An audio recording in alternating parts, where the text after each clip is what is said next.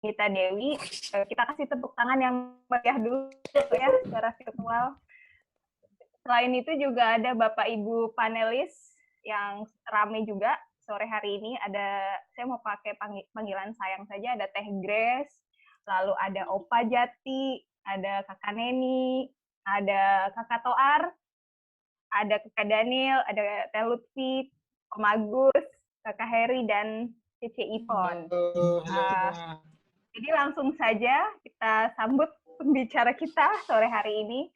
The floor is yours, Teh. Thank you. Hello semuanya. Thank you for coming to my presentation. So far we have got like 317 participants, tapi kayaknya masih pada masuk, mungkin masih pada di gate ngantri tukar tiket dan lain-lain. Seneng banget saya ditemani sama banyakan. Kalau ITEL tuh memang paguyuban judulnya ya, karena paguyuban jadi kita senengnya keroyokan. Mau cerita di ITEL itu sebenarnya ada 3 generasi. Generasi yang pertama, you know who lah ya, you know what, generasi baby boomers. Itu cuma satu-satunya di ITEL, Pak Presiden.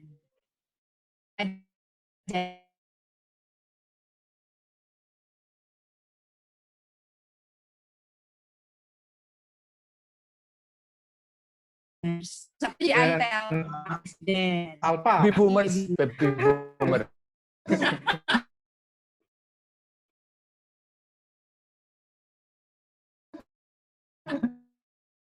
Nah, juga generasi millennials. Grace millennial kan? Anggap millennial saya. Millennials itu ada Grace, ada Kakak Daniel, ada Lutfi, dan Dede bungsunya itu Dede Celia yang jadi moderator. Itu ada sih yang nggak ikutan, Calvin milenial kali ya.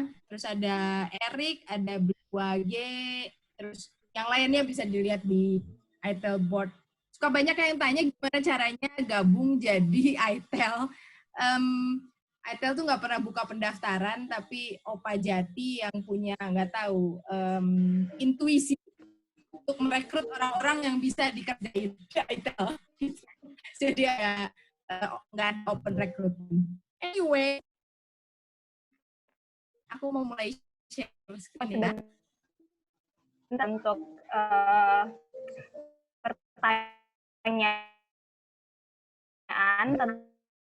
tentang kalau misal mau say hi dan di kolom chat. Jadi tapi kalau mau yang monggo.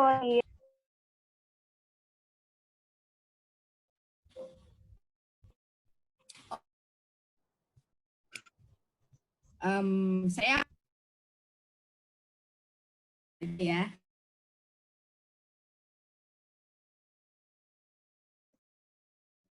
So, nyoba mentinya.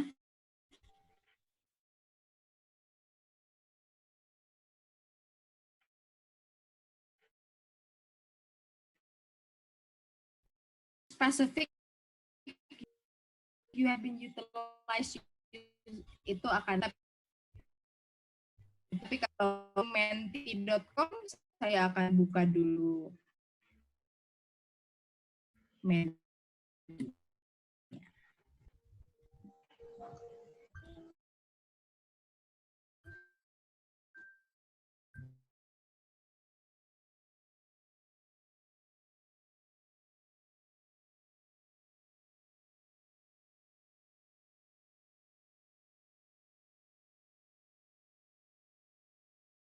Saya udah kelihatan.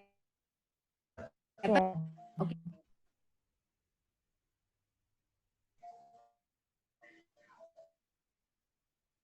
Satu orang udah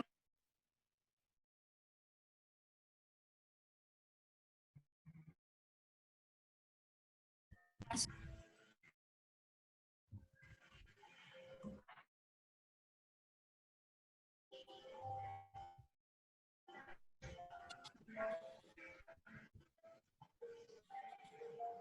Google Classroom.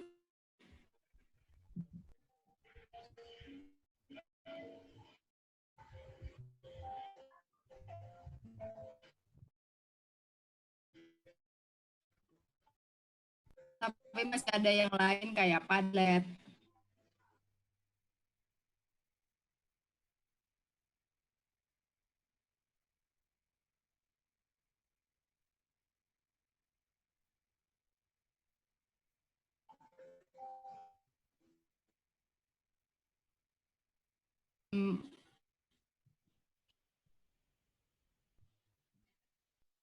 Sampai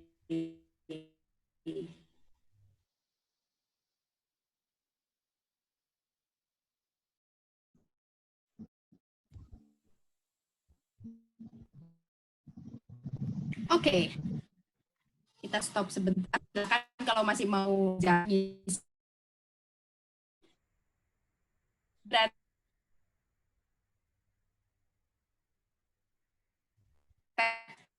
tools yang sinkronus ya. Sinkronus itu apa? Jadi banyak yang pakai virtual class, Google Classroom, Schoology, ada pakai Moodle juga. Itu ada yang pakai alternatif to Zoom lah, kayak Microsoft Teams, Webex, dan sebagainya. Thank you. Selanjutnya, saya masuk ke slide yang kedua.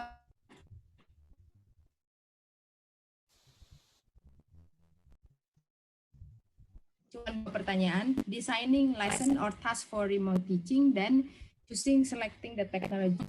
Easy peasy, nerve-wracking, boleh kasih dari ada 1 sampai 10, mau dikasih angka berapa?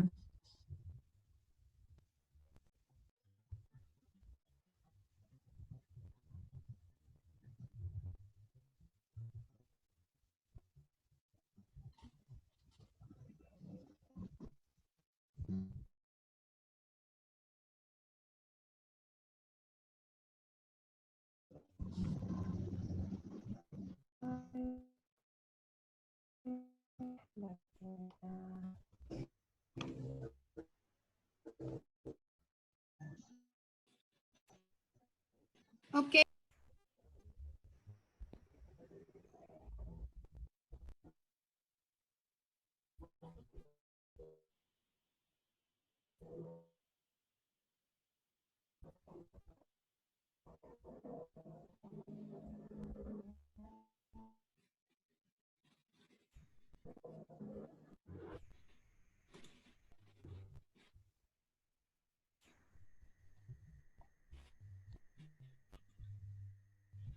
Oke, thank you. Jadi banyak yang menganggap bahwa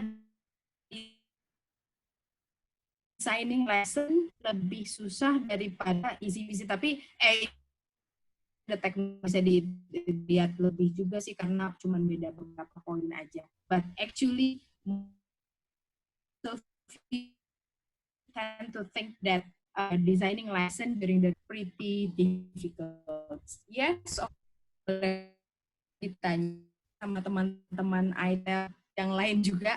Everyone that is condition is pretty challenging. Pertama, ketika kita motivated, tapi muridnya teriak-teriak nggak punya kuota. Mau pakai yang low tech, tapi kitanya pengen coba terus. Yang menjadi pemikiran juga antara kita pakai asynchronous atau synchronous. Mungkin sebagian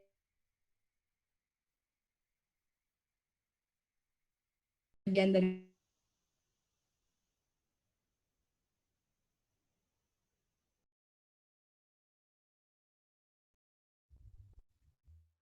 teman-teman ada yang belum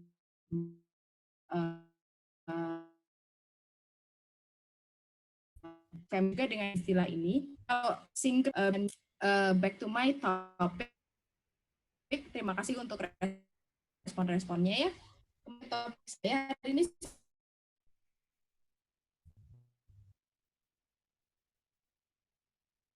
learning atau remote learning itu meaningful and engaging.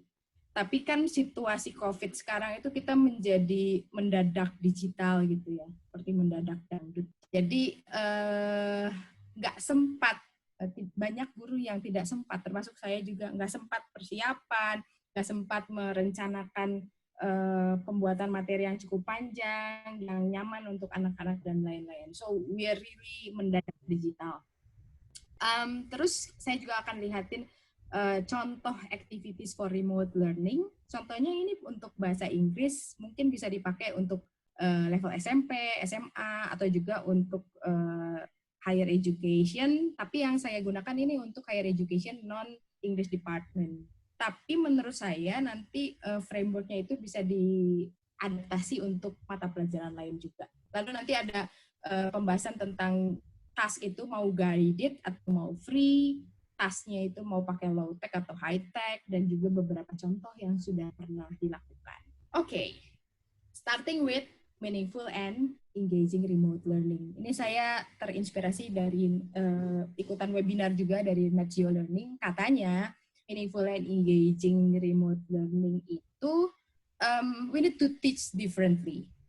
Pemahaman saya sih teach differently ini tentunya berbeda antara mengajar online sama mengajar yang face to face. Jadi kalau Bapak Ibu tadi banyak yang pakai Zoom, terus interaksi kelas face to face dibawa ke Zoom, it's gonna be frustrating for everybody.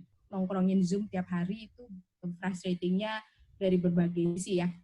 And then engage students in multiple ways. Makanya tadi saya bahas tentang synchronous dan asynchronous karena kita bisa menggunakan keduanya untuk memikirkan gimana ya cara engage siswa. Yang ini perlu pakai synchronous atau asynchronous. Nanti kita lihat di pas bagian modeling. Terus provide meaningful feedback. Kalau dikasih tugas doang terus nggak dikasih feedback, anak-anak juga pasti agak-agak kebingungan gitu. Ini yang saya lakukan benar atau enggak, dibaca atau enggak, and does it worth doing or not? And then be crystal clear.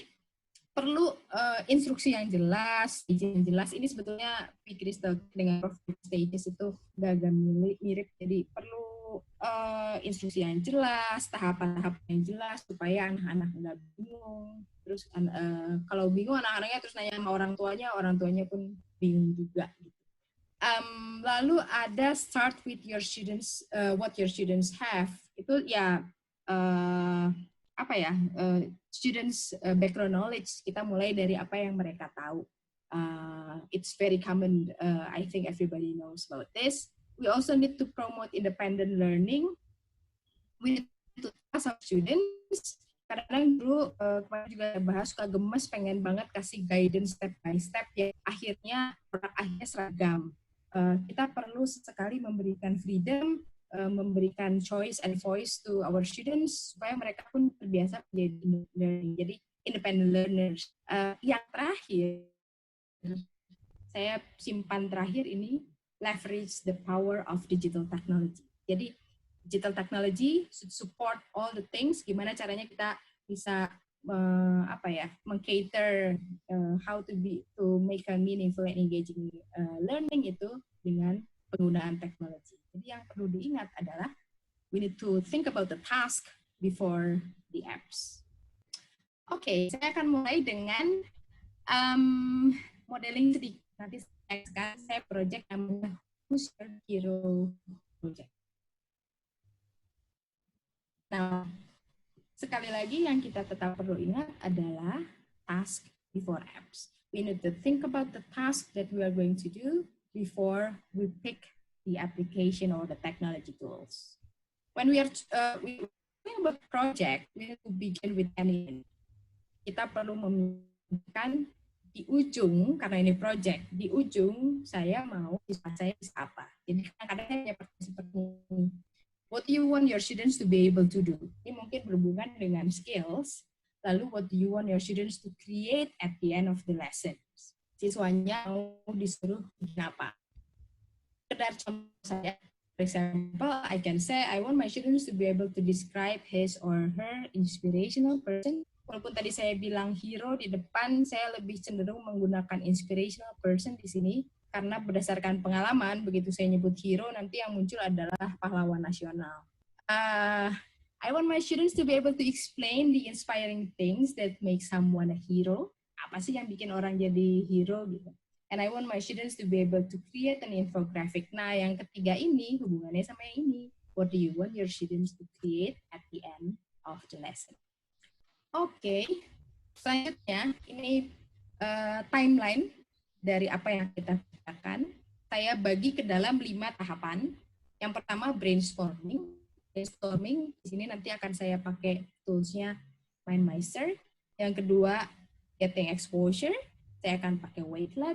Yang ketiga planning and doing research, saya akan pakai Padlet. Yang keempat drafting and discussing, saya pakai Zoom. Yang kelima creating, saya pakai Canva. Nah, ini bagian brainstorming. I might give this kind of instruction to my students. Do you know any famous inspirational person? Dan who is he? Selanjutnya. Dan ini adalah expected answers that I have from my students. Kadang-kadang kalau di kelas face to face, terus bagian yang ini saya belum percoba kuliah online. Mungkin bisa lewat WhatsApp. Saya akan melakukan beberapa tokoh-tokoh yang mungkin bisa jadi inspirasi buat mahasiswa saya atau buat para siswa. Jadi kita diskusi dulu, habis itu baru diajak brainstorming ke sini buat mind map. Saya sekarang akan ajak Bapak Ibu untuk berpikir dulu punya inspiration person siapa, terus kira-kira alasannya apa. Just one sentence. My inspirational person is lalala because lalala. Ya, pikirkan dulu sebentar. Kalau sudah dapat, lalu you can go to my mind map bit.ly/mapfin. Silahkan ke situ. Kalau yang nggak bisa masuk ke mind map, bisa juga dijawab langsung di chat box ya. Oke, saya akan coba lihat di mind map. Adakah yang sudah masuk ke mind map? Yang perlu dilakukan tinggal dapik somewhere here, lalu ketik my inspirational person is lalala. Itu ya. Tinggal double klik somewhere di luar. Alamatnya mungkin perlu ditayangkan lagi, Vin. Oke. This is Bit.ly-nya. the address. Ini bit.ly-nya sudah kelihatan belum? Udah. Ya, sekarang kelihatan. Oke. Thank you.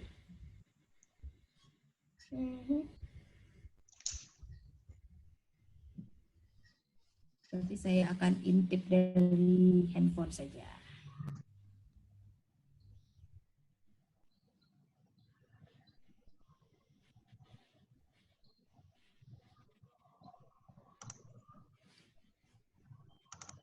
Kalau yang nggak bisa ke mind map, mungkin berat atau cuma pakai satu device, bisa tulis di chat.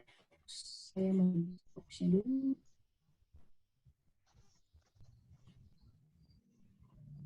Oh, sudah ada di chat box. Vincent Raditya, Nelson Mandela, my mother. Tadi saya kasih. Nah, nggak apa-apa sih nyebut my mother as your inspirational person or your father because he is hardworking. Tapi pertanyaannya adalah, do you know any famous inspirational person? Kecuali kalau your mother and your father are pretty famous. Oke, saya mau intip dulu yang di mind map ya.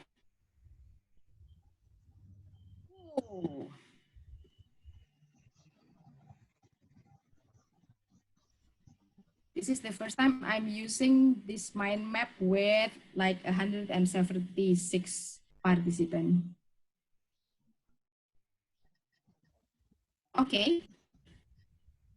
Kayaknya cukup untuk contoh ya. Thank you very much for your contribution.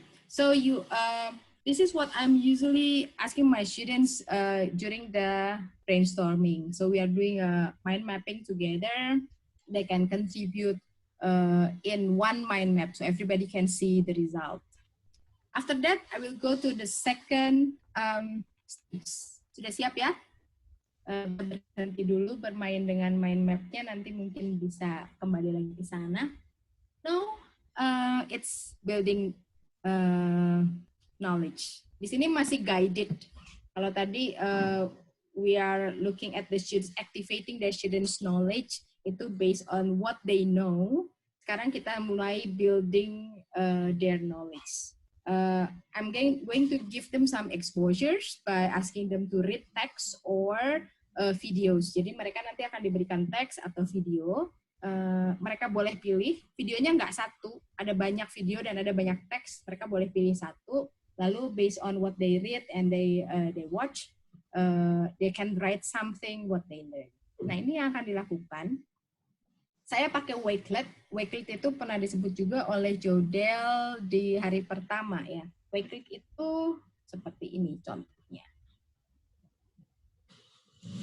So this is Wakelet. Ini Wakelet saya buat sendiri, jadi seperti website yang isinya adalah collection of other website dan videos. Ini bisa macam-macam sih. Kita bisa isi website, teks aja, bisa nulis sesuatu, and then YouTube video, tweets, dan lain sebagainya. Bisa upload file juga, dan lain-lain. Kenapa saya pakai Wakelet? Karena kadang-kadang kan kita suka bilang, googling aja, gitu. Just go to Google and search hero. Itu pasti nanti directnya kemana-mana. Nah ini karena saya masih mau guided, I provide them with text, but a collection of text where they can pick. Mau pilih siapa? Greta Thunberg kah? Malala kah? Mark Zuckerberg. Di bawah juga ada video, ini berbahasa Indonesia sih, but they are going to write it in English anyway. Ini Butet, dan lain-lain. So you can invite your students, just give the link, give to the students and ask them to pick. They can choose one person from the reading text or the videos. Jadi mereka bebas mau baca atau mau nonton, terus mereka akan nulis. Based on what I read, on what I watched, I learned that, apa yang mereka pelajari dari orang-orang tersebut. Begitu.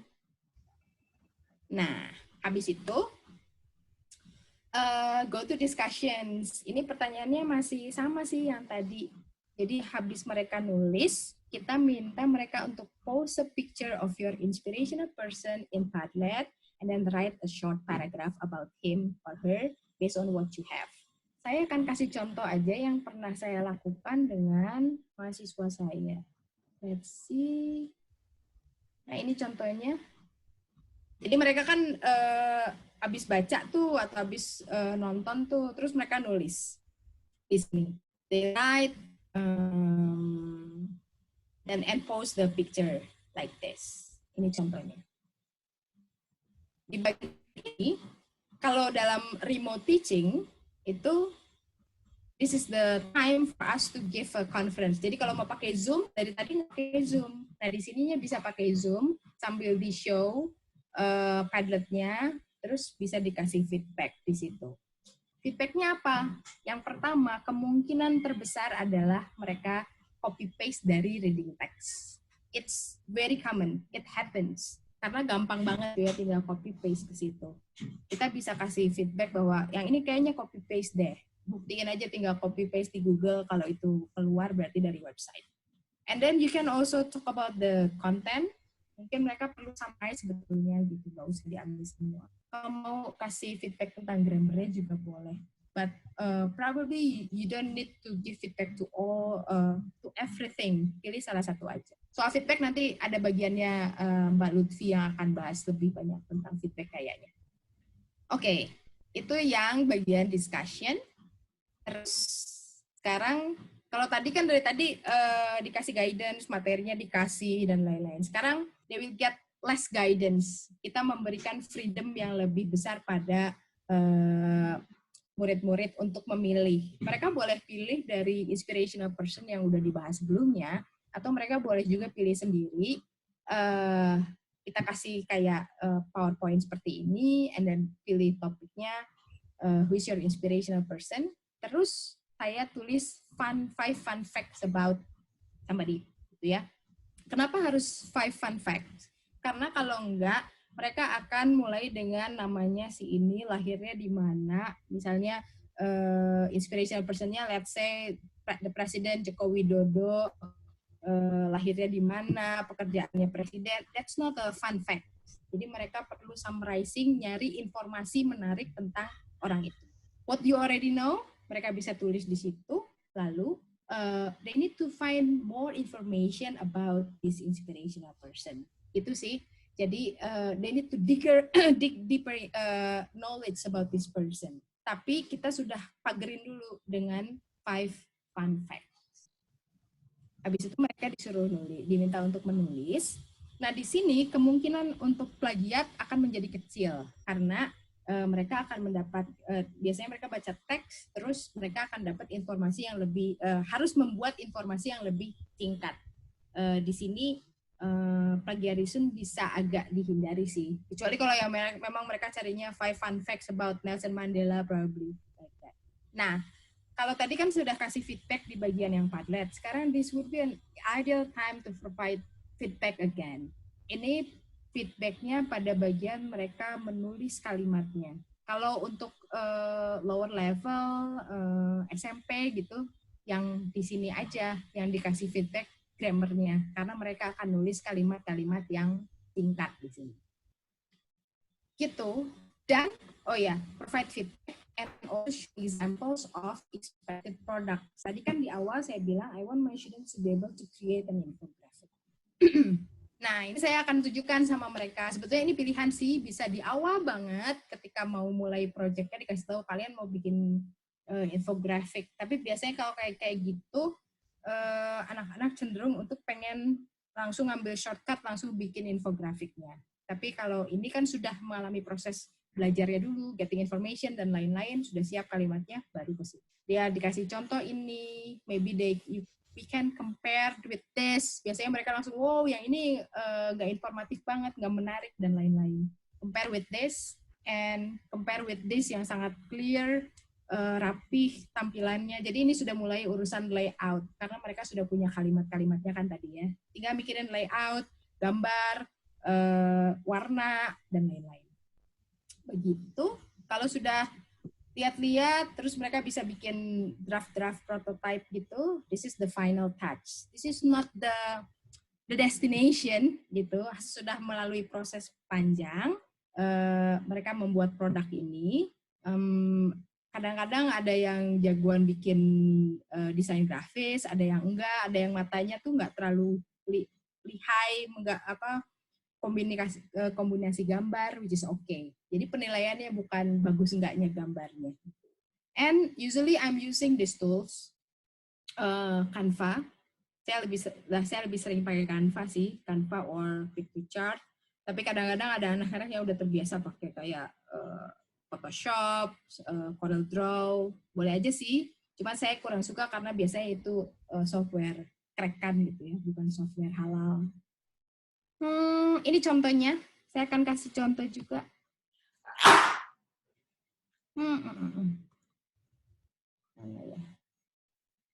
Ini hasilnya nih. Ini hasil yang dibuat sama mahasiswa saya menggunakan Canva. This is like years ago, 2 years ago mungkin. Jadi mereka pilih orangnya, terus cari fun fact-nya. Lagi-lagi remember, yang harus diperhatikan adalah task dulu, baru apps-nya. Bukan kebalikannya ya, jangan kebalikannya, oh ada apps ini saya mau ngapain ya, gitu. Think about the task first and then the apps. Saya mau memperlihatkan lagi timeline yang tadi. Mungkin sebagian dari ibu bapak akan berpikir, wah itu panjang, lama, perlu 3-4 minggu, sementara you need to cover certain materials, itu materinya harus diselesaikan dalam 2 minggu misalnya. Kita lihat, ini kan tadi bagian brainstorming. Di bagian brainstorming, kita punya output mind mapping. Kalau mau ngajar sampai situ aja juga nggak apa-apa sih. And then Wakelet ini getting exposure, terus mereka nulis pengalaman membaca atau menontonnya. Itu juga ada outputnya. Planning and doing research ada outputnya. Di masing-masing stage itu punya output. So it's your choice whether you are going to use it as a long project or you just want to pick one of the activity, itu buat 1 hari misalnya. Actually, I prefer doing a project rather than having a one-shot activities. That's a preference. Nah, ini tech tools-nya. Saya pakai MindMeister, saya pakai Wakelet, saya pakai Padlet, Zoom, dan Canva. Kalau dilihat di sini, yang hampir semuanya asynchronous, yang synchronous hanya yang Zoom. Tapi kemungkinan besar Bapak Ibu yang mungkin berada di tempat yang tidak internet connection yang enggak kencang, atau anak-anak yang memang tidak memiliki device, pasti langsung teriak-teriak, this is too high tech. Yes, I'm choosing high technology. But actually, what teachers need today is the ability to choose, use, and in some cases, refuse technology. Jadi, yang tadi saya tampilkan itu, you can refuse. Saya nggak mau pakai, saya mau pakai yang lain. Sekarang mari kita diskusi sedikit tentang kemungkinan apa yang bisa kita lakukan, tapi dengan low-tech option. Tadi ingat brainstorming, kita menggunakan MindMeister. Bapak Ibu kalau punya ide brainstorming yang low-tech pakai apa, boleh di-type di chat box-nya ya.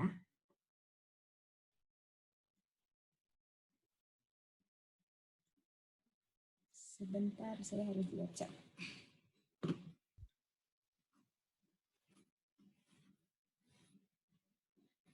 Paper and pencil, Google Classroom, paper, yes. Mind map, Kahoot survey, WhatsApp, pen paper. Oke.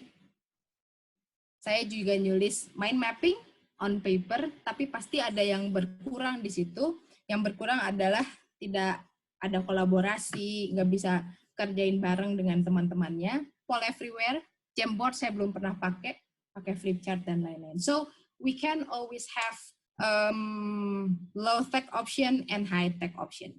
Oke, stop for brainstorming. Sekarang getting exposure. Tadi saya pakai Wakelet. Teman-teman kira-kira kalau mau ngasih video, ngasih website, bisa pakai apa kalau nggak pakai Wakelet? YouTube-nya langsung dikirimin link-nya mungkin. If you know how to create blog, then you can use blog. Ya, link-nya langsung bisa dikasihin lewat WhatsApp. Webdan, blog. Saya juga biasanya pakai blog. Biasanya saya buat pakai Weebly. Send link or text via WhatsApp.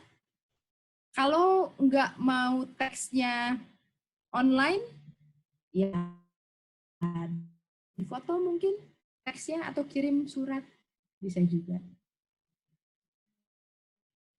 Oke, sekarang stop yang getting exposure, kita coba yang planning and doing research. Tadi planning and doing research ya saya minta siswanya untuk googling sih. Gitu. Ya pakai cam scanner bisa. Mungkin opsinya pas mereka nulis bisa pakai Microsoft Word and then print it and send it to the teacher, take a picture, send it to the teacher. Pasti akan ada weakness-nya juga, pasti akan lebih sulit buat gurunya kalau misalnya nanti mereka kirimnya lewat foto di WhatsApp and you have to download bla bla bla. Selanjutnya drafting and discussing. Kalau tadi kan saya pakai Zoom, bisa diganti drafting and discussing-nya bisa pakai WhatsApp group or Telegram or Line. Sebetulnya saya lebih suka pakai Line group sih. Karena Line group itu kita bisa bahas one particular picture, terus nanti ada thread-nya. Yes, exactly, Line group. I prefer Line group rather than using WhatsApp group. Facebook group would be okay tuh. Tapi nggak tahu kalau ngajar anak SMP masih pakai Facebook. Millennial doesn't use Facebook. Yang terakhir, creating. Creating tadi saya buat pakai Canva. Kalau nggak pakai Canva, pakai apa dong? What can we use as an alternative to Canva? Wow, KineMaster, it's even higher. Foto, yes, Pictochart, Telegram. Ada bisa bikin foto story juga, itu ringan, Lucid Press, PowerPoint, Powtoon, dan lain-lain. Wah, ini udah canggih-canggih, ngapain pada ikut webinar, pengetahuan toolsnya udah banyak banget. Oke, thank you. Kita lanjutin ya. Kalau tadi itu saya kasih alternatif untuk low tech. Saya kasih contoh yang high tech, terus alternatif low technya apa. So it means that you are the teacher who have the authority to pick, to choose, to select which technology that you are going to use in accordance with your classroom context, with your students' context. Yang mau high tech atau low tech, mau sinkronus atau asinkronus. Nah sekarang final product. Kalau tadi final product saya kan infografik. Pastinya kalau infografik lebih akan fokus di reading sama writing gitu ya. Nah sekarang kalau kita mau pakai writing, terus untuk nggak mau pakai infografik, you have any other idea, any other final product other than creating infographic? You can write on the chat box. Canva sudah cukup low tech, Mbak Mega. Thank you.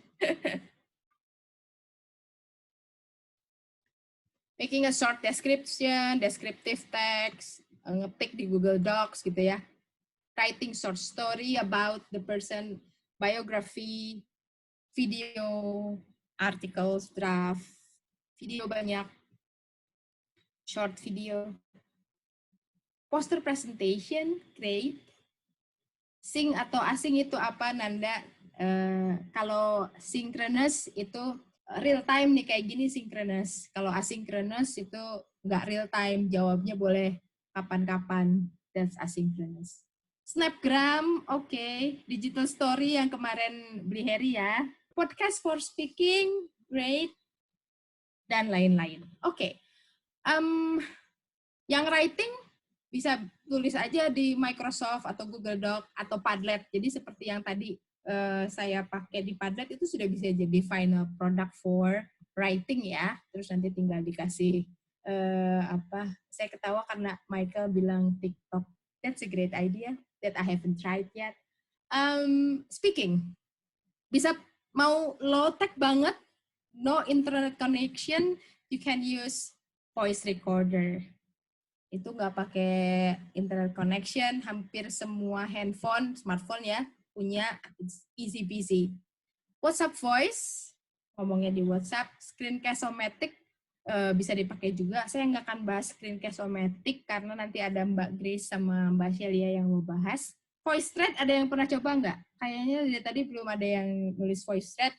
Bisa juga pakai Viva Video dan teman-temannya Viva Video, KineMaster, Filmora, Many. Sekarang saya akan tunjukkan VoiceThread. Ini seperti forum discussion gitu, tapi pakai voice. Ini contoh yang pernah dilakukan oleh mahasiswa saya. Masih tentang ini, masih tentang hero. Sebentar, saya coba dulu ya, suara saya masuk atau enggak. Suka. But I think he is impolite too. But he made incredible computer. Can you hear the voice? Yeah. Yes. Okay. For example, So what I did in this task is tadi udah diskusi tentang hero bla bla bla. Terus saya bawa ke VoiceThread.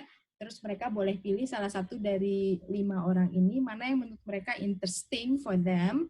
Mereka harus cari informasi dulu di luar tentang Steve Jobs, tentang Butet, dan lain-lain. Terus mereka harus record voice-nya. Contohnya gini. The first, Steve Jobs. I think he's crazy. I have watched his biography movies and I'm so confused. Other people see his effort to make something amazing. But I think he is impolite too. But he made incredible computer. For example, I make iPhone and other stuff. The second, Bill Gates. He's one of the rich men in the world. Okay, I like him. Contohnya.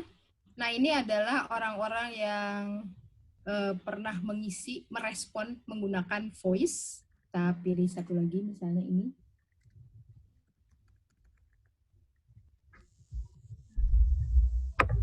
Saur Marlina Manurung. Who is Saur Marlina Manurung? He is a young Indonesian anthropologist, now universally educated. Dan kita bisa merespon juga pakai voice. Atau teman-temannya bisa merespon, mereply menggunakan voice. So they can have a discussion using voice. Voice thread bisa web-based, bisa juga dari handphone application based. Jadi bisa dua-duanya. Cukup ringan karena ya only voice based, tidak ada gambarnya, tidak ada videonya. Bisa dipakai untuk voice thread hampir sama dengan Flipgrid ya. Sama bedanya voice thread voice doang, kalau Flipgrid ada wajahnya, ada videonya. Oke. I have to close the chat first. Itu tadi yang buat speaking. Tadi ada yang nanya yang buat listening. Biasanya kalau buat listening berarti itu akan dipakai pada bagian exposure-nya. Mereka terekspos sama listening passage, terus they have to retell atau cerita atau giving opinion lewat speaking-nya. Kalau kata Pak Jati sih listening itu skill yang nggak bisa diajarin. Bisa di-train tapi tidak bisa di-teach. Nah, sekarang yang learners, kemarin sih ada beberapa yang bilang, buat yang learners dong apa? Ada yang pernah tahu Chatterpix? Ada 2, Chatterpix sama Seesaw, tapi saya mungkin akan menunjukkan Chatterpix aja. Semoga ini bisa berjalan, karena saya harus screen mirror ke handphone saya. Bentar ya. Stay tune, stay there. Masih bisa tentang hero, tapi ini buat anak-anak SD atau TK. Saya buka dulu Chatterpix-nya.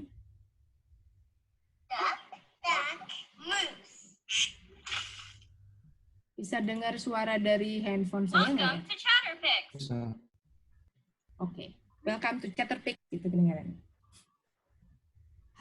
Oke. Chatterpix, kita bisa pilih take photo, and then take your own picture. Kalau sudah, kasih gambar di bagian bibirnya. Bentar. Agak nge-lag ini.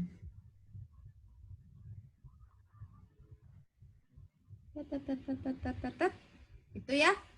Terus saya akan rekam suara. Record in 3, 2, 1, go! Hello, my name is Vinita. I'm going to talk about my hero. My hero is Superman because he is handsome. Sudah? Terus kita play. Hello, my name is Vinita. I'm going to kelihatan talk kan about mulutnya gerak-gerak gitu. Because he is handsome. So it's very easy. Anak TK juga bisa pakai. Pilihannya 2, bisa selfie, tapi bisa juga ngambil foto dari galeri. Misalnya ini saya punya Malala, ambil foto di galeri, dan klik next. Terus Malalanya kita kasih mulut dulu, and then kita record in 3, 2, 1, go! Hello, I am Malala. I get the Nobel Prize in lupa tahunnya. Then, hello, I am Malala. I get the Nobel Prize in lupa tahunnya. Okay, that's Chatterpix. Very easy, tapi mungkin nanti akan ada beberapa handphone yang ini agak kayak kelihatannya low tech, tapi dia perlu, saya nggak tahu, some cell phones do not compatible with this gitu. Silakan nanti dicoba cari di Google Play Chatterpix. Yang punya iOS, mohon maaf, rasanya sih nggak ada di iOS. Sorry ya. Oke, kita terusin lagi itu Chatterpix. Seesaw, Pura yes. Wah ya. Siso bisa coba sendirian nanti. Siso juga cocok buat young learners. Kenapa? Karena mereka tidak harus merespon to the teacher's task using words. Nah, ada yang pakai Siso. Siso itu bisa pakai foto, bisa oret-oret gitu ya, bisa drawing-drawing di layar, dan bisa pakai voice juga. Tapi memang again ini agak middle lah ya, middle to high tech, enggak low tech banget. Can the picture move? No, the picture cannot move. Oke, itu sih yang bisa saya sampaikan dari materi saya tadi. Jadi saya sudah mencoba untuk memberikan model, terus kita udah diskusi gimana membuat si lesson project yang tadi sudah di-set pakai high technology, tapi kita juga bisa pikirkan low teknologinya seperti apa, dan juga kita bisa pikirkan final products yang berbeda-beda seperti apa. Just a final modeling. Bukan modeling sih, saya mau showcase beberapa contoh yang pernah dibuat sama beberapa teman guru. Ini guru SMP, anak kelas SMP kelas 2 kalau nggak salah, report text ya. Report text, dia bikin infografik kayak saya cerita tentang Project Hero ini, lalu dia bikin infografik tentang recount text ini pada muncul. Oke, contohnya kayak gini. Tapi ini nggak langsung disuruh anak-anaknya bikin infografik ya.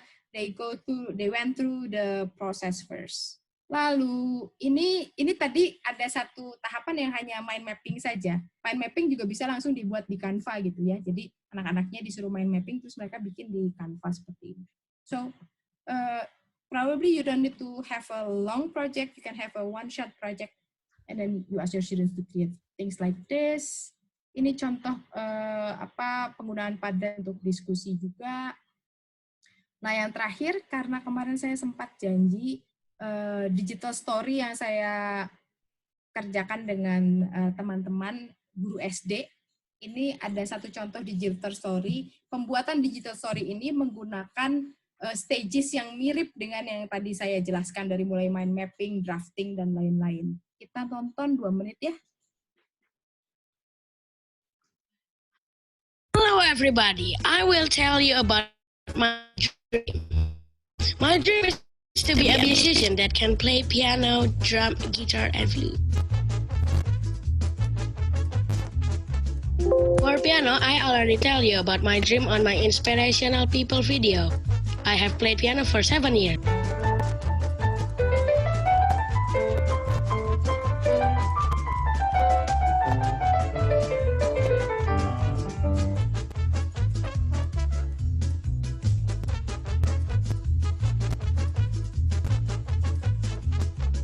I love playing drum because I watched Iqbal Tobing, drummer from Dewa 19. Dewa 19 is a great band that play rock music that I love.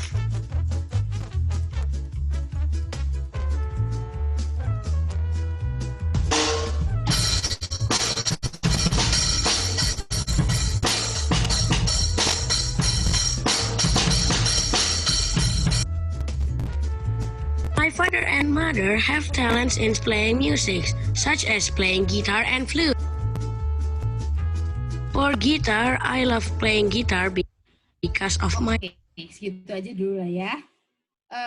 Link-linknya nanti akan saya tampilkan di slide saya. Nanti kalau download slide itu ada link sampel digital story SD, itu ada kayak playlist many digital story. Itu aja sih yang bisa saya sampaikan. Terakhir, what matters in technology integration is not about the use of shiny tools. Memang technology tools itu suka menggoda sekali gitu ya untuk kita coba-coba. But the way technology provides meaningful and engaging learning experience for the students, itu yang lebih penting. Ngapain pakai yang shiny tapi students-nya merasa nggak menarik. Kayaknya itu yang bisa saya sampaikan. Thank you very much. Saya kembalikan ke Ibu Shelia. Saya belum lihat-lihat ada pertanyaan apa aja di situ. Oke, thank you Tevin. Sebelum kita ke Q&A, mungkin ada tambahan dari Bapak Ibu panelis, silahkan. Ada yang mau menambahkan mungkin? Mungkin Q&A-nya ada beberapa yang perlu dijawab deh kayaknya. Itu dulu deh. Oke. Kita belakangan dulu aja. Oke. Do you want me to highlight? Do you want to highlight some questions or? Yes. Boleh. Atau Tevin mau pilih seperti terlalu banyak. Tadi saya sudah highlight beberapa. Ada beberapa pertanyaan tentang proporsi penilaian. Apakah ada proses? Jadi proporsinya seperti apa? Jadi penilaian untuk proses atau produknya. Terus bagaimana menerapkan itu di satu kelompok yang punya keahlian yang beragam dengan model yang tadi Tevin presentasikan. Oke. Proporsi penilaian pasti ada bagian proses sama ada bagian produk. Malah kadang-kadang saya tidak terlalu product oriented, saya lebih suka melihat prosesnya. Kayak misalnya tadi bagian mereka drafting, bagian mereka membuat, itu bagian dari mereka nulis short paragraph tentang inspirational person, terus diturunin jadi 5 fun facts, itu it's a bit difficult, dan itu akan menjadi bagian dari penilaiannya. Bagaimana mereka formulating sentence atau getting the ideas to get those fun facts. Saya akan fokus pada language-nya di situ. Terus nanti bisa juga kita fokus pada bagaimana kerjasama dan lain-lain, tapi face to face ya. Kalau full online, it's gonna be difficult for us to look at the way students collaborate dan lain-lain. Kerja kelompok akan susah dinilai. Biasanya saya pakai rubrik dari Rubistar, Oke. Jadi tinggal lihat dari situ mungkin bisa dapat begitu. Ada juga pertanyaan tentang timeline. Jadi menentukan timeline untuk model yang tadi Tevin presentasikan. Banyak tadi pertanyaan tentang itu juga. Maksudnya timeline pengerjaannya. Oh, waktunya gitu ya. Ya, itu waktunya. Kan guru yang punya kuasa atau guru dan siswa bernegosiasi untuk mengerjakan proyek itu gitu. Bisa juga kalau tidak dalam bentuk project, you pick one stage, 2 stages, and that should be enough. You think that should be enough for your students. Sebetulnya timeline itu nanti kembali lagi ke begin with the end in mind. What do you want your students to be able to do? Pengen siswanya bisa apa? Nah, dari situ baru ditentukan timeline-nya gitu. Itu bukan resep ya, yang tadi itu bukan timeline fix. It's a timeline that I created based on what I want my students to be able to do. Jadi there is no fixed timeline. You need to design it yourself based on your students' capacity and also what you want your students to be able to do. Gitu sih. Ya, ada tambahan dari Bapak Ibu panelis? Aku ngacung satu dulu karena ada pertanyaan yang kemarin muncul di beberapa, di aku dan di Vin sekarang muncul lagi adalah tentang LMS. Penggunaan LMS ini ada yang dari, sudah dijawab mungkin ya. Sudah ada yang jawab, tapi saya bahas saja. LMS-nya sudah siap, kampusnya sudah siap, semua terus bingung mau pakai apps apa, tools apa, pertanyaannya kira-kira di situ. The concern dengan LMS, termasuk di ITB di tempat saya mengajar, sama LMS-nya siap, semuanya siap. Yang perlu dipikirkan adalah the readiness of the lecture, the readiness of the students. Itu yang harus digarap. Jadi tidak ada jawaban, harus pakai ini terus semua beres. No. If you are ready, the tools are ready, but the lectures are not ready. The tools are complete, and so on and so on, but the students are not ready. Jadi nanti kalau students-nya ready-nya seperti ini, dosennya ready-nya seperti ini, baru apps apa yang bisa dipakai bersama-sama. It's a long process. Ya, saya membantu Universitas Katolik Parahyangan sama mungkin kira-kira perlu waktu 3 tahun ya untuk memulai, bukan untuk tapi memulai memetakan, memulai training apa yang harus diberikan dan seterusnya dan seterusnya. So LMS, when you have LMS, is not kadang-kadang gini loh pengalamannya. Kalau sudah punya LMS, sudah lengkap, terus selesai urusan. No, urusannya masih panjang, itu urusan baru dimulai. Kira-kira begitu jawabannya. Ya, kembali ke si Bungsu. Ya, ada pertanyaan menarik juga. Ini sebetulnya juga ya bisa kita jawab sama-sama. bagaimana cara mengubah mindset guru-guru yang sudah senior tentang pentingnya mengaplikasikan teknologi dalam kegiatan pembelajaran. Karena rata-rata di daerah saya, guru tidak terlalu excited dengan perubahan teknologi sekarang. Ya, saya yang paling tua jawab dulu, tersinggung soalnya. Opa aja yang jawab. Begini, orang tua itu memang nggak bisa diubah. So, jangan coba-coba mencoba mengubah mindset orang tua. You wasting your time. Ya, jadi yang harus dilakukan adalah bagaimana cara menyiasatinya. Jadi jangan berpikir I want to change Pak Jati's mindset. Nggak bisa. Ini udah karatan, it's not my fault. Sudah susah, udah karatan, skrupnya dikencengin ya nggak bisa, dikendorin nggak bisa gitu ya. Tapi bagaimana menyiasatinya gitu. It's not changing my mindset atau changing ya harus disiasatin yang lain. Tapi jangan pernah punya keinginan aku pengen ngubah mindset teman-temanku yang sudah senior, nggak akan bisa. They will not listen to you. Contohnya saya. Kira-kira gitu. Mungkin yang muda-muda mau nyaut, monggo. Teman yang lain ada yang mau nyaut dulu, aku belakang Yang lain? deh. Ya, Om Agus. Agus, monggo. Jadi begini, tentang para senior itu. Jadi begini. Saya ikut Opa Jati lah. Beliau itu dimohon disuwuni pangestu saja. Dimohon dimintai doa restu saja. Tidak usah diajak. Beliau itu sudah itu saja. Asal tidak menghalangi langkah kita, biarkan. Itu kalau saya begitu. Yang kedua tentang LMS, tentang tools, apps apa saja yang dipakai. So kalau saya prinsipnya begini. Termasuk ini apakah penggunaan tool itu masuk pada rubrik penilaian, gitu kan? Nah, ini prinsip saya begini.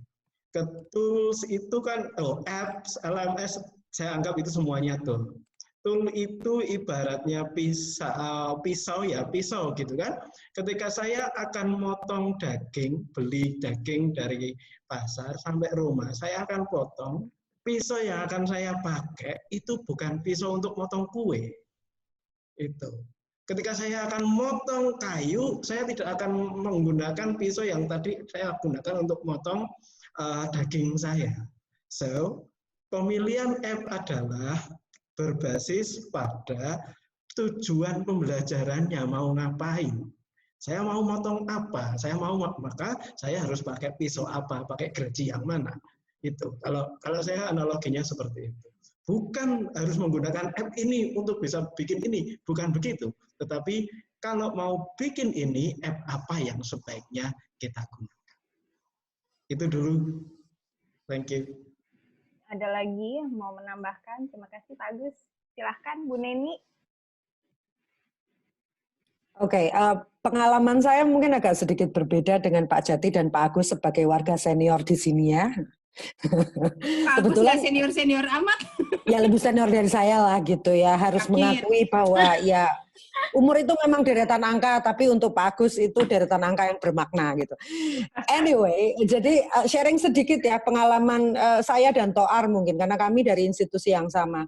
Salah satu teknologi entusias di fakultas kami itu justru adalah profesor guru besar yang paling sepuh gitu. Ya kan Toar gitu. Saya rasa salah satu teknik memancing beliau itu adalah ketika beliau melihat kenyamanannya. Gitu. Jadi saya biasa tanya, Bapak maunya apa gitu, pengennya apa? Oke, kira-kira bisa pakai ini. Gitu. Saya rasa prinsipnya hampir sama dengan dalam semua hal teknologi ya. Ketika kita merasakan manfaatnya dan enaknya dan keuntungannya, kita nggak punya duit. Kita akan mengusahakan untuk punya teknologinya. Gitu. Tapi kalau kita punya duit banyak banget, tapi kita nggak merasakan manfaatnya, untungnya, enaknya, ya nggak akan dibeli. Misalnya, saya tidak pernah tergoda pada produk-produk apel kecokot. Gitu.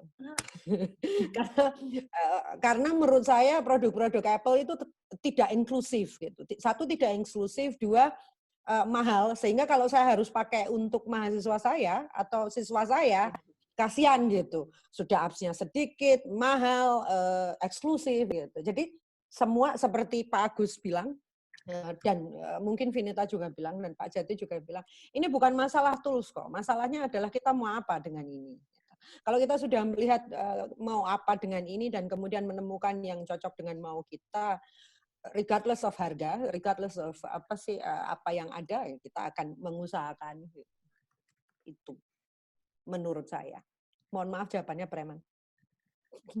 Thank you Bu Neni. Ada lagi yang mau kasih input mungkin?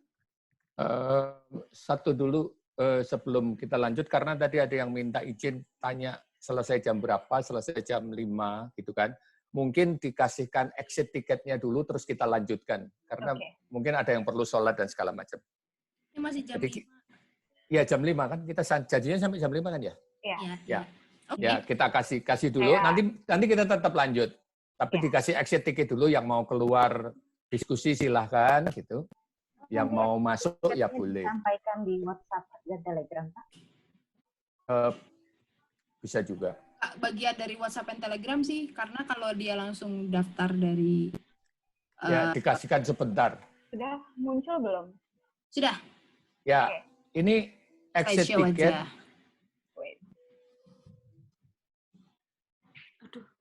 Ya, exit tiketnya ini difoto saja, silakan. Terus diisi untuk, tadi ada yang nanya sertifikat segala macam, ada di situ semua. Download PPT ada di situ, silahkan. Sudah ya, screenshot ya. Terus supaya bisa kita lanjutkan gitu. Ini untuk memberikan teman-teman yang mau duluan pamit. Sudah di screenshot, cukup? Ya, cukup kayaknya. Lanjut, silakan. Thank you. Ya. Oke. Tadi ada pertanyaan. Aku mau ngerespon yang orang tua dulu. Ya, soalnya aku punya cerita real story. Ini peserta partisipan dari penelitian aku ada 3 orang. Yang satu semuda Pak Jati, yang 2 semuda aku. Even younger than I do gitu. Jadi pas awal saya bikin penelitian tentang teknologi integration, aku langsung pikir, aduh ini si ibu yang agak sepuh ini kayaknya bakalan terseret-seret, sementara yang muda-muda, lebih muda dari aku bakalan they will learn the technology fast and can implement it in the classroom. Kejadiannya totally different. Si ibu ini dia ketika dikenalkan sama teknologi nggak pernah langsung pegang laptop terus cobain. Dia cuma melihat potensi teknologinya seperti apa. Oh, itu bisa diginiin ya. Oh, itu bisa digituin ya. Nanti sudah selesai dia memahami the potential of the technology, dia baru mikir gimana caranya pakai di kelas. Nanti belakangan dia baru mikir gimana caranya pakai teknologinya. Gimana cara mengoperasikan tools-nya gitu. Dan penelitian saya itu tahun 2015 sampai hari ini ibu tersebut masih selalu mengirimkan karya-karya siswanya yang menggunakan mengintegrasikan teknologi dalam pembelajarannya. Jadi yang long lasting 1 dari yang 3 itu gitu. Mohon maaf kalau yang 2 ada di sini juga mungkin ingat dengan saya. Begitu, jadi bukan berarti yang sepuh itu atau yang senior itu nggak mau pakai teknologi secara general gitu ya, jadi kita nggak bisa take it generally. It's all about teachers belief ya, beliefnya untuk mengajar seperti apa, gitu. Ada lagi yang mau menambahkan? Kakak Toar? Kakak Toar mungkin? Masih mute? Ada yang sebut namaku? Aku sebut namamu 3 kali. Tambahan.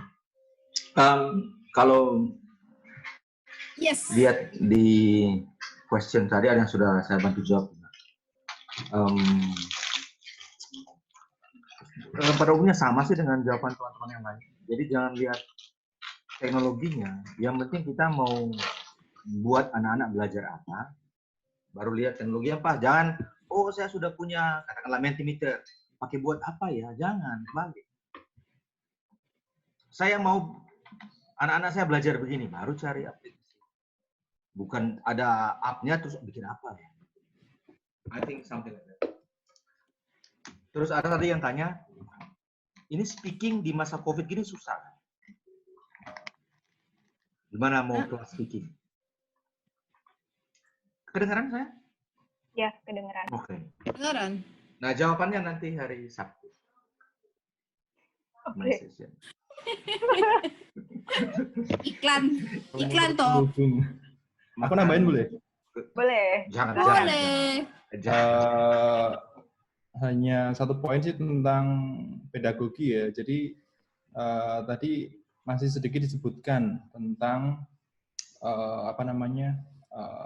ya kita nggak boleh lupa tentang pedagoginya juga ya. Jadi kalau Bapak Ibu masih mungkin kesulitan untuk merelate ke pedagoginya, bisa nyari ke 4CS ya, 4 core skills yang ditawarkan yang harus kita guru itu tahu untuk membentuk siswa agar siap di 4.0 ya, meskipun masih 1.0 sih kalau kebanyakan ya.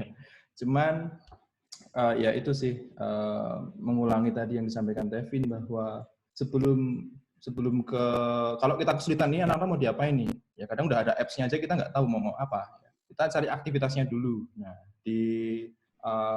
kalau nanti di Google search for skill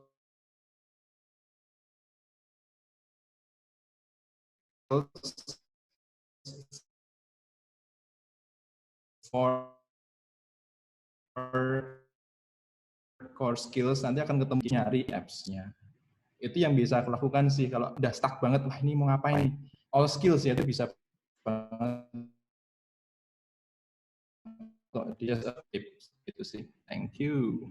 Boleh menambahkan ya? Mungkin tadi misalnya Tevin kan ngenalin banyak apps gitu. Terus mungkin kan guru-guru ya apps. Mungkin kita juga bisa mikir, oh apps itu kira-kira ketika saya bawa ke kelas gimana ya? Ketika misalnya posisinya kita tahu apps-nya lebih dulu gitu. Jadi jangan terlalu silau lagi dengan teknologi, tapi setelah kita tahu, oh ada misalnya apps baru tadi pakai Wakelet misalnya, apa ya yang bisa saya pakai di kelas dengan Wakelet ini gitu. Kalau misalnya posisinya kita tahu apps-nya lebih dulu, nah, baru kita mikirkan pedagoginya, jangan lupa. Gitu. Yang lain. Oke. Nah itu nyambung loh. Tadi ada yang nanya soalnya di chat dan aku tertarik untuk menjawab. Bagaimana saya yang cuman guru bahasa Inggris ini bisa familiar dengan teknologi. Belajarnya dari mana? Kalau saya belajarnya dari Twitter, dari Facebook. Following orang-orang yang memang teknologi antusias, kayak misalnya Nick Pichi atau Jodel dan lain-lain. Jadi saya follow orang-orang itu sehingga saya selalu dapat update teknologi-teknologi terbaru. Kemudian kalau di Instagram, selain following online shop, saya juga memfollow seperti misalnya tech edu teacher dan lain-lain. Jadi hashtag-hashtag yang berhubungan dengan teknologi itu perlu di-follow sehingga kita nggak usah nyari informasi datang di beranda kita ketika mainan sosmed. Begitu. Ya, silahkan Bu Neni. Oh, Neni. Iya, saya perlu bicara. Mungkin yang salah satu langkah yang sangat bagus dari teman-teman yang mengikuti webinar ini adalah mengikuti asosiasi tentang TEL gitu. Jadi asosiasi tentang TEL di Indonesia tentu saja ITEL, tapi ada banyak asosiasi TEL di luar dan mereka biasanya di situsnya punya resource page ya, dan itu sangat useful. Mungkin agak nyambung dengan topiknya Pak Jati soal AI. Bahwa sekali lagi tugas guru itu selalu membuat pembelajaran yang bermakna. Mau pakai barang apa aja, mau pakai teknik apa aja, pembelajaran yang bermakna itu penting gitu. Dan ini mengatasi masalah-masalah seperti misalnya saya nggak punya teknologinya, loh ya teknologi bisa macam-macam. 2, metodologi apa ya? ada beberapa yang bertanya, tapi siswa saya banyak banget gitu dan nggak suka teknologi atau pikiran yang pertama itu adalah bahwa kita memikirkan siapa siswa kita.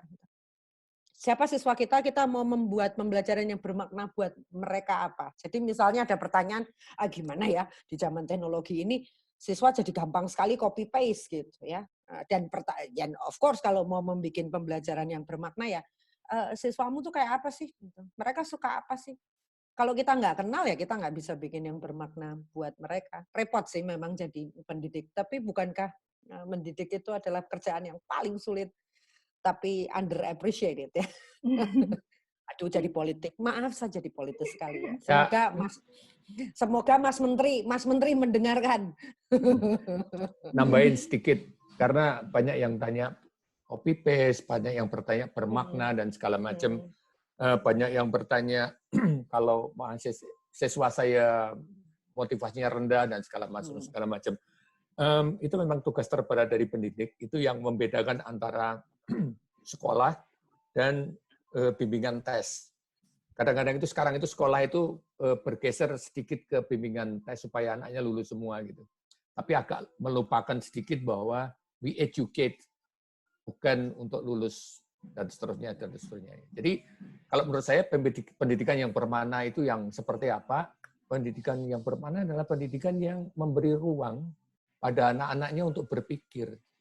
Kadang-kadang nggak dikasih ruang gitu, sekarang makin sempit, suruh ngapalin dan segala macam, tapi ruang untuk berpikir, thinking skills-nya tidak terasa terlewatkan, apalagi pada zaman yang sekarang gitu. Jadi kalau saya tetap pesan pada ini generasi yang di bawah, yang muda-muda ini kan menggunakan teknologi itu selalu dipertanyakan, ini memberi ruang berpikir pada anak-anak tidak. Kalau tidak ya jangan dipakai. Gitu kan. Jadi arahnya ke sana. Kalau ini dipakai terus anaknya tidak ada ruang berpikir, bereksplorasi, ya apa gunanya gitu. Kira-kira gitu. Saya setuju. Tambahi Pak Jati. Boleh. Ya, ini diskusinya semakin hangat ya. Kurang wedang jahe ini kayaknya. Aku setuju banget dengan statement per poin dari Mbak Neni, Pak Jati, dan teman-teman tadi tentang pembelajaran yang bermakna. Sehingga gini, menurutku, karena aku sendiri juga guru, jadi guru itu harus nakal sih menurutku. Ya nggak sih? Setuju nggak? Enggak, nakal aku nggak nakal, aku nggak nakal. Aku gila sih. Harus aku nakal. Gila sih. Justru role model kenakalan itu Mbak Neni. Mbak Jati tentunya. Nakal dalam arti gini, karena kita sudah di-set dari atas, dari sistem ya, kita harus melakukan ini. Guru sendiri sebenarnya nggak punya ruang. Jadi guru itu nggak punya ruang, dan dia juga nggak bisa memberikan ruang ke murid-murid gitu loh. Nah, nakal dalam arti yang aku maksud adalah kita harus bisa nyolong-nyolong waktu dengan instruksi yang dari atas seperti itu. Kita harus berani ngayal, nyuri waktu untuk mencoba apps. Jadi aku punya kekhawatiran gini, kita belajar banyak hal di ITEL dan seterusnya, tapi kita sendiri tidak meluangkan waktu untuk kita sendiri gitu loh. Nah, dan juga siswa juga jadinya nggak punya waktu juga untuk belajar kesalahan. Seperti tadi Pak Jati memberikan ruang tadi. Nah, so for me, in order to give some space to our students, we need to give ourselves some space for ourselves to keep trying to make mistakes. Itu sih refleksi ya. Jadi mungkin teman-teman punya cara lain, but I guess this is the only thing we can do. Gitu. Kayak gitu, hashtag. Kayak gitu. Gitu. Ada lagi? Kayak gitu. Tadi ada yang tanya. Saya baca, mungkin teman-teman baca juga. Sekolahnya itu di rural area. Siswanya nggak ada HP. Terus pakai teknologi bagaimana? Kalau ini masa COVID. Kirim surat, kartu pos. Nah, kalau saya mau jawab, ya jangan dipaksakan. Misalnya kalau memang teknologinya tidak ada, ya kita bisa cari cara lain. Misalnya anak saya ini SD, waktu awal COVID, gurunya pasti awal itu anak saya SD kelas 1. Kebingungan. Tiba-tiba sekolah disuruh tinggal. Tiap hari istri saya ke sekolah ambil kertas, bawa pulang, anak saya isi, baru untuk biasa 2 hari, itu balik lagi ke sekolah menyerahkan. Tapi memang diatur supaya tidak jaga jarak dan lain-lain. Maksudnya tidak harus bahwa supaya keren atau supaya apa harus ada teknologi yang digital. Tidak harus. Lihat sikon, lihat konteks. Ya. Begitu. Mungkin teman-teman mau tambahin? Pernah baca juga di Jakarta Post, saya lupa di mana, di Sulawesi atau di mana, memang kendalanya teknologi, jadi gurunya yang rela antar surat atau soal dan sebagainya ke rumah. Karena mungkin muridnya jumlahnya sedikit ya. Kalau banyak mungkin bisa menggunakan cara yang lain, misalnya dengan kirim soalnya atau materinya dan sebagainya. Tapi memang tidak perlu memaksakan dengan adanya teknologi itu tadi. Ya. Yes. Saya tidak tahu apakah ini ide yang bisa dijalankan. Tetapi saya sedang berada di Inggris. Royal Mail, artinya kantor posnya Inggris itu, mereka terlibat dalam hal-hal yang berhubungan dengan delivery berbagai macam, termasuk obat yang di masa COVID ini memang orang sebaiknya tidak ke kantor pos ya. Setahu saya, kantor pos di Indonesia itu punya kiriman berlangganan, kirbal namanya, kiriman berlangganan. Jadi kalau ada institusi yang membutuhkan jasa pengiriman dalam jumlah banyak dan langganan gitu. Jadi nggak perlu selalu membayar. Kantor pos bisa memfasilitasi itu. Jadi di masa COVID ini ketika teknologi yang digunakan adalah low tech, paper and pen gitu atau paper and pencil, ya kertas, kantor pos bisa dilibatkan loh, bisa banget dilibatkan untuk kirbal. Artinya ini bisa diusulkan kepada sekolahan untuk menghubungi kantor pos, bisa nggak SD saya, SMP saya, atau sekolah saya, pokoknya langganan untuk 3 bulan, 6 bulan ke depan, sehingga bayarnya jauh lebih murah gitu daripada ngirim satu-satu gitu, atau daripada gurunya harus tiap kali nganterin gitu, kesian juga si guru gitu ya. Jadi ini mungkin salah satu solusi ya kalau tidak ada teknologi gitu. But technology can be anything gitu. Bahkan kertas dan pena itu juga teknologi. Gitu. So. Ada lagi yang mau menambahkan? Oke, silahkan Ibu Ivon. Saya tertarik dengan komentarnya Mbak Neni tadi. Seringkali kita melupakan bahwa teknologi itu bukan hanya teknologi informasi dan komunikasi yang kita kenal hari ini. Teknologi itu ya banyak hal yang berupa alat atau sesuatu yang bisa membantu manusia melakukan pekerjaannya dengan lebih baik atau lebih cepat dan lebih mudah. Jadi kalau kita selama ini begitu terobsesi dengan ICT, ya kita akan selalu melihat kelemahannya gitu, ketidakmampuan ICT untuk menyelesaikan semua masalah. Nah, mestinya kita melihatnya lebih dari kondisi. Tadi banyak dari panelisnya sudah mengatakan bahwa terlihat kondisinya seperti apa dulu begitu. Misalnya seperti di Indonesia. Sekarang kita sudah punya zonasi gitu kan. Artinya lokasi siswa kita itu pasti dekat dengan sekolah. Sehingga cara yang di-share oleh Pak Tohar tadi, Kakak Tohar sih ya, di-share oleh Kakak Tohar itu sebenarnya cukup mudah untuk dilakukan gitu.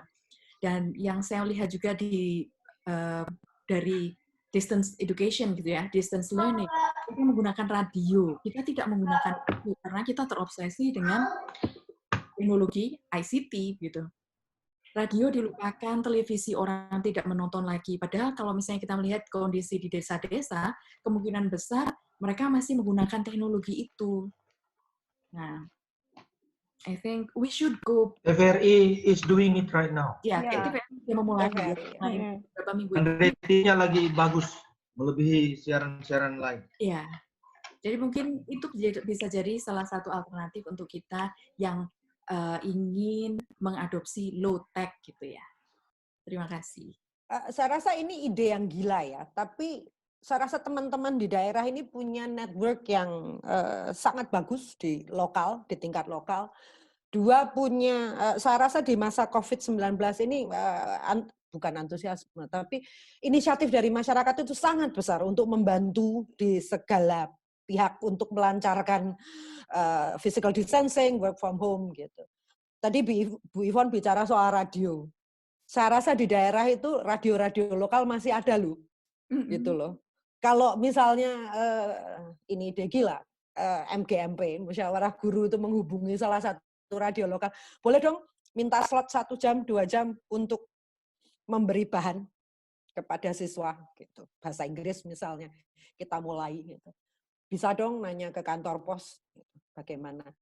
Masalah zonasi ini, aduh, saya jadi politis lagi. Mohon maaf ada orang tua yang suka melanggar zonasi, gitu. Karena merasa bahwa anaknya jauh lebih advance daripada sekolah di zonanya. Harus SMA yang paling favorit gitu, sehingga ya itu realitas ya. Jadi sekarang tidak ada pilihan gitu ya. Mau zonasi sekolah paling keren di zona manapun ya sekarang terdampak. Tapi usulan saya kepada teman-teman di daerah manapun, berdayakanlah juga network di lokal gitu. Kami cuma bisa memberi beberapa ide, tetapi yang istilahnya akamsi, anak kampung sini, anak kompleks, yang tahu potensi Bapak Ibu di lokal itu adalah Bapak Ibu sendiri. Gitu. Saya sangat percaya pada komunitas, saya sangat percaya pada masyarakat kita yang karena pemerintah yang ya gitu deh, gitu. Sehingga akhirnya bergantungnya pada komunitas sendiri. Daniel tentu sangat familiar dengan gerakan komunitas gitu. Dia juga aktivis gerakan komunitas gitu. Sehingga berdayakanlah itu komunitas. Kalau perlu orang tua itu juga. Mari dibikin gimana kayak gitu. Itu aja dari saya. Saya mau nambahkan ya. Ya. Maaf tanpa video teman-teman karena rusak videonya sekarang. Cuma nambahin ya pas gitu belum aja karena sudah pura-pura video. Sudah nambahin pas karena semua sudah ngomong gitu. Jadi intinya sama. Kata kuncinya cuma 3 ya sekarang teman-teman dan peserta, mudah, murah, efektif. Itu aja. Jadi sekali lagi mudah, pakailah yang mudah, pakailah yang murah, pakailah yang paling efektif dalam kondisi masing-masing. Contoh yang Bu Neni bilang tadi, di Bali, di tempat saya, itu RRI-nya bergerak, Radio Republik Indonesia bergerak. Teman-teman guru diajakin untuk siaran 1 jam. Nah, itu sangat lokal sifatnya. Gitu. Ada juga teman-teman dari IGI, Ikatan Guru Indonesia Bali, itu bikin juga free conference calls namanya. Itu juga seperti itu. Ya, jadi sekali lagi tidak banyak yang saya sampaikan karena sudah dirangkum oleh teman-teman. Hanya kata kunci 3 ini yang saya ingin sampaikan kepada siapa saja, mudah, murah, efektif. So whatever works best for you, use it. Gitu ya. Terima kasih. Ya, terima kasih. Diskusinya makin panas, tapi sepertinya kita harus sudahi. Kalau enggak nanti bisa sampai jam 12 malam. Iya, lapar. Gak apa-apa sih, di sini masih siang. Jadi untuk besok, jangan lupa, saya mau jualan juga. Besok jam 10, ada saya dan Teh Grace, kita akan bicara tentang low technology, yang murah dan intinya low tech. Tapi toolsnya apa? Toolsnya mungkin Bapak Ibu sudah familiar, tapi bagaimana kita bisa menciptakan proses berpikir dengan tools yang sederhana itu tadi. Jadi jangan lupa besok jam 10 WIB, ada saya dan Teh Grace dan teman-teman panelis yang lain. Mungkin itu saja. Semoga bermanfaat webinar hari ini. Kita akan ketemu lagi besok pagi jam 10 WIB.